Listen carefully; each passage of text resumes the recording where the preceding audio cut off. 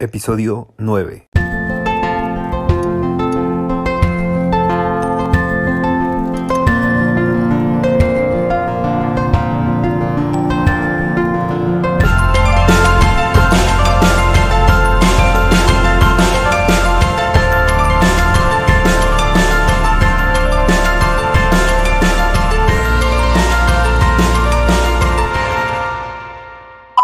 Bienvenidos al podcast LGBTQ, en el cual continuamos platicando sobre la diversidad sexual. y para este episodio vamos a adentrar y a definir lo queer. Así es que vamos a comenzar.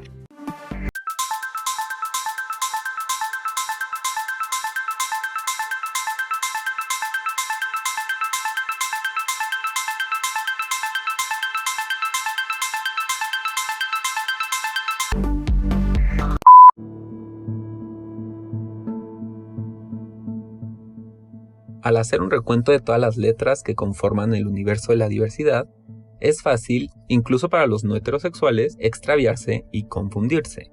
Y es que de verdad no es sencillo.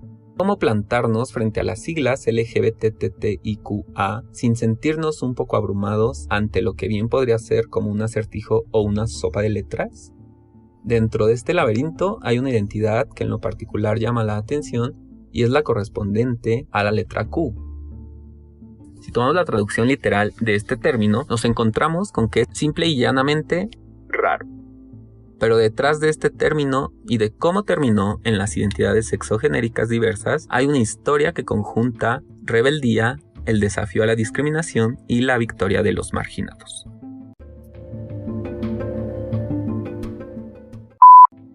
Queer es una palabra que describe una identidad de género y sexual diferente a la heterosexual y cisgénero.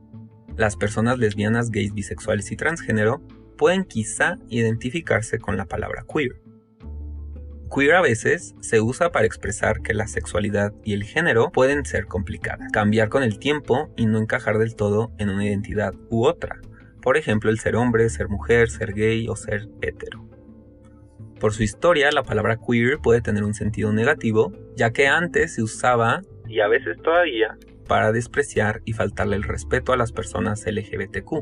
Sin embargo, cada vez hay más y más personas que la usan con orgullo para identificarse a sí mismas. Por eso no llames queer a nadie a menos que sepas que la persona se siente bien al respecto. Lo mejor es preguntar qué etiqueta prefieren las personas. Quizá convenga recordar que detrás de cada palabra hay una historia. Como detrás de cada historia hay una batalla por fijar o hacer mudar las palabras. Hubo un tiempo que la palabra queer solo era un insulto. En la lengua inglesa, desde su aparición en el siglo XVIII, queer servía para nombrar a aquel o aquella que por su condición de inútil, mal hecho, falso o excéntrico, ponía en cuestión el buen funcionamiento del juego social. Eran queer el tramposo, el ladrón, el borracho, la oveja negra y la manzana podrida. Pero también todo aquel que por su peculiaridad o por su extrañeza no pudiera ser inmediatamente reconocido como hombre o mujer.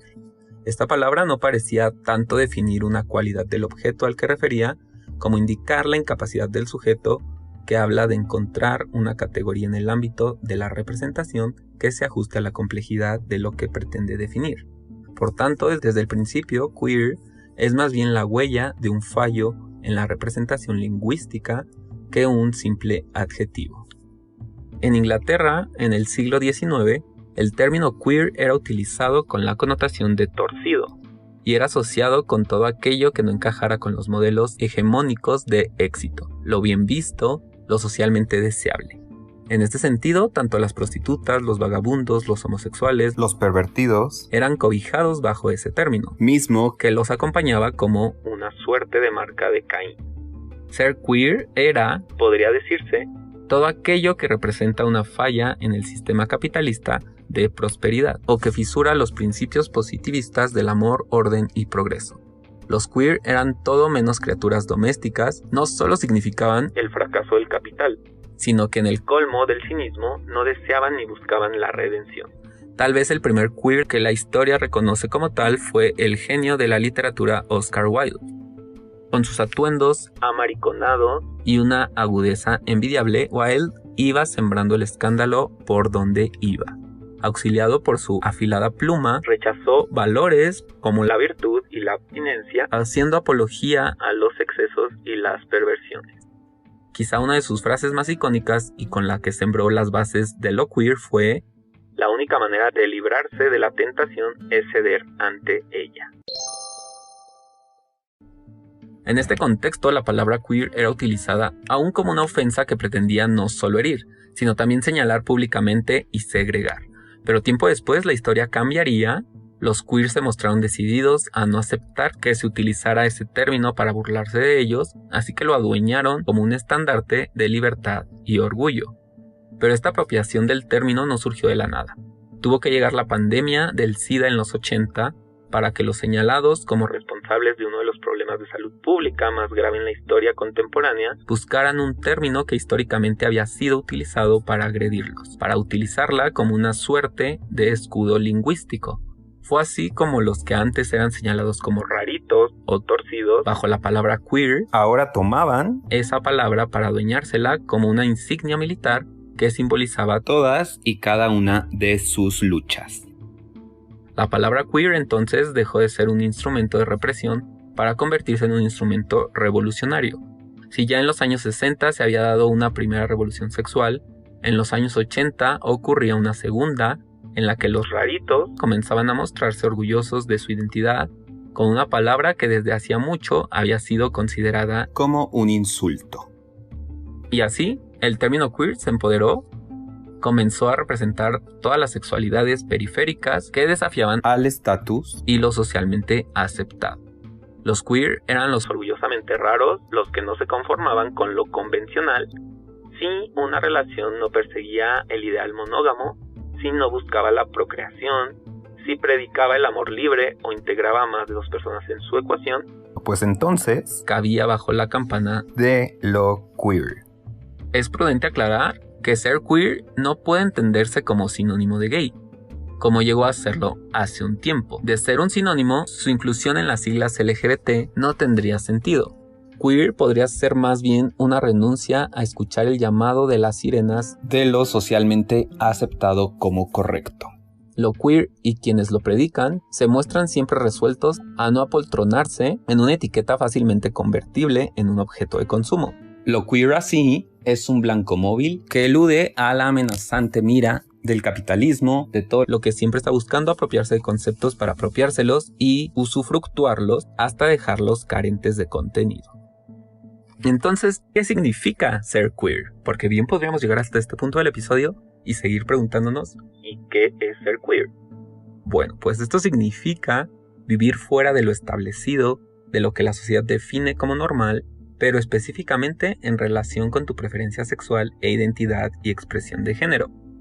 Todos sabemos lo que les pasa a las personas que son marginalizadas por la sociedad.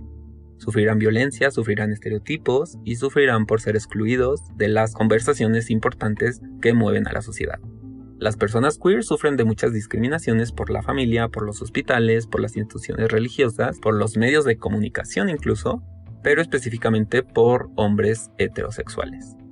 ¿Es una moda? Entonces, cuando alguien dice que está de moda ser queer, yo me pregunto, ¿pero qué tipo de moda va a querer ponerte en una posición aún más vulnerable?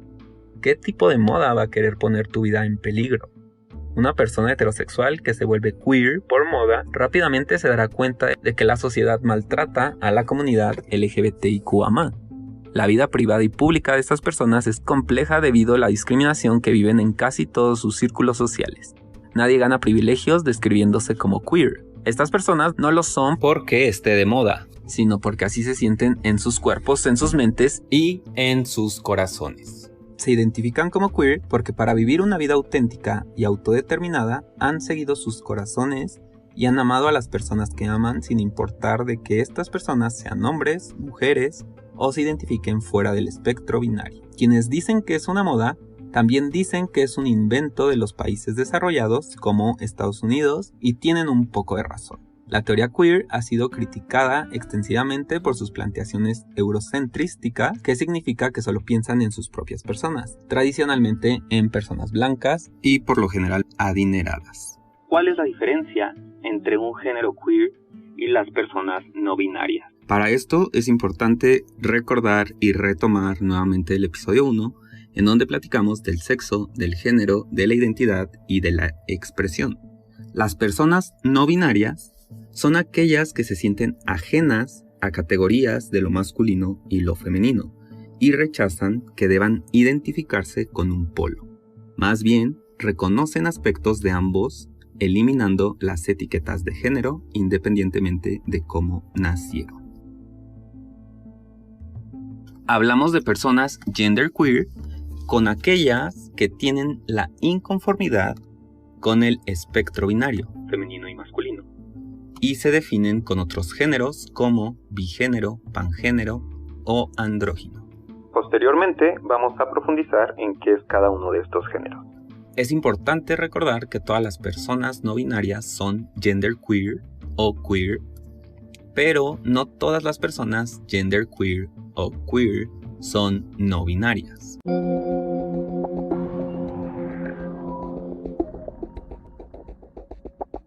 La bandera que representa a esta comunidad fue diseñada con 3 barras horizontales que significan la banda es la mezcla del azul y rosa, colores representativos de los roles de género. Con el lavanda se representa a la androginia. El blanco representa la identidad de género y neutro. El verde oscuro, color inverso de lavanda, que representa a personas cuyas identidades están fuera y o no hacen referencia al binarismo. La androginia se refiere a un organismo que tiene características tanto masculinas como femeninas.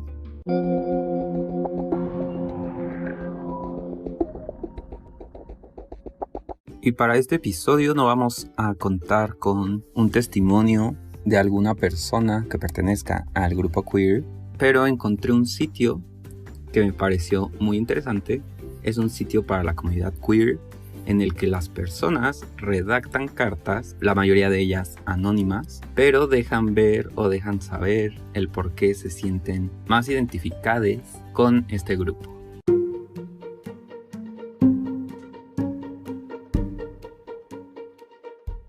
Y las identidades son personales, pero también son la forma en que nos publicitamos, por lo que a menudo también son muy circunstanciales. Por ejemplo, soy queer, trans, no binario y mexicano. Y así es como me expresaría ante una pareja. Cuando hablo con alguien con quien tengo una relación difícil, simplemente seré un hombre gay. Tengo 33 años. Cuando era niño, queer era un peyorativo. Los niños del vecindario jugaron un juego llamado difamar al maricón. Lanzarías una pelota de fútbol de un lado a otro y quien quiera que la atrapara era el maricón. Y todos tenían que taclearlo.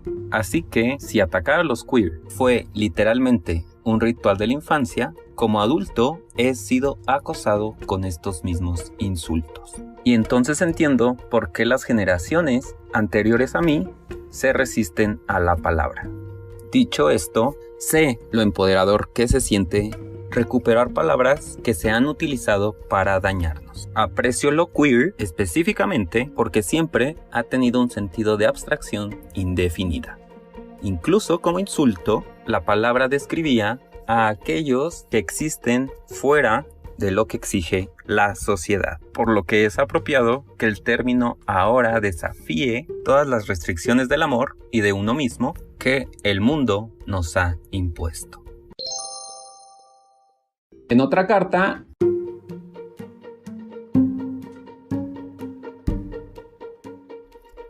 soy una mujer de 40 años que se identifica como queer. En la escuela secundaria sabía que me atraían los chicos y las chicas. Salí con algunas mujeres antes de casarme con un hombre. La relación era abusiva. Así es que me fui y decidí comenzar a salir con un humano que no se ajustaba al género. En esta etapa de mi vida, dadas las experiencias que he tenido, queer se siente más inclusivo para mí. Sé que diferentes personas tienen diferentes perspectivas, pero para mí representa un término general inclusivo que me habla. Una tercera carta.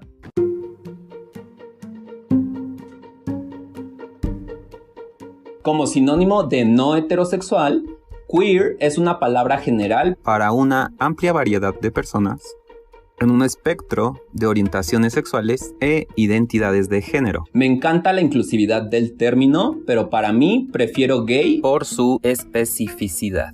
Gay comunica claramente que soy un hombre interesado en otros hombres. Además, mi preferencia por gay habla de mi edad. Tengo 33 años y queer no se usaba cuando uno salía del closet. Creo que encontrarás una correlación inversa entre la edad y la comodidad con la etiqueta de queer. Y hasta aquí el episodio para el día de hoy. Déjenme saber sus comentarios, dudas, preguntas a través de las redes sociales. Las encuentran como @elpodcast LGBTQ. Voy a adicionar un link en la descripción del episodio para que puedan llegar a cada una de ellas.